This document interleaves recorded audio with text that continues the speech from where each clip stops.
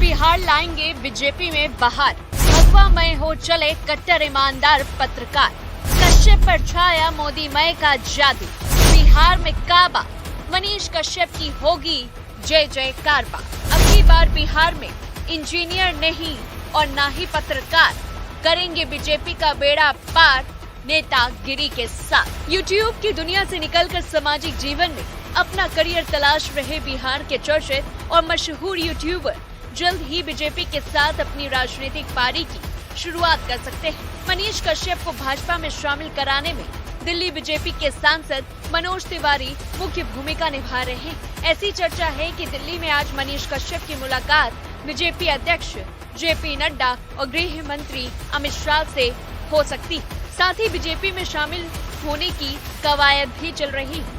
बता दें कि देश में चल रहे आम चुनावों में बिहार के पश्चिम चंपारण सीट से मनीष कश्यप निर्दलीय प्रत्याशी के तौर पर ताल ठोक रहे हैं। ऐसी स्थिति में उस सीट से बीजेपी उम्मीदवार संजय जायसवाल की मुश्किलें बढ़ती जा रही हैं। इसी वजह से बीजेपी मनीष कश्यप को पार्टी में शामिल करके जहां इस चुनाव में अपने को मजबूत करने के ताक में है, तो वहीं इस बात की भी चर्चा है कि बीजेपी मनीष कश्यप को बिहार इकाई में कोई बड़ा पद या फिर एमएलसी बना सकती है।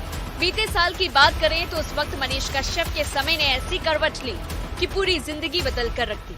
बता दें कि मनीष कश्यप पर तमिलनाडु में हुए कथित हिंसा मामले को लेकर गिरफ्तारी हुई। उस समय मनीष कश्यप पूरे देश में लोगों की सहानुभूति लेने में कामयाब रहे थे।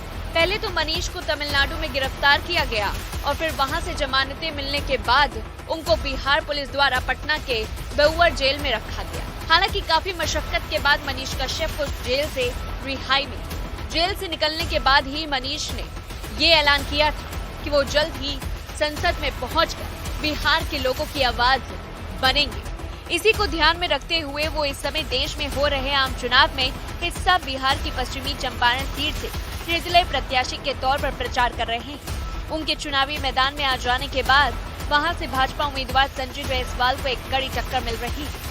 इसी चुनावी समय के बीच उनको बीजेपी में शामिल कराने के लिए केंद्र ने मनोज तिवारी को भेजा, जिसके बाद मनीष कश्यप मनोज तिवारी के साथ दिल्ली पहुंच गए।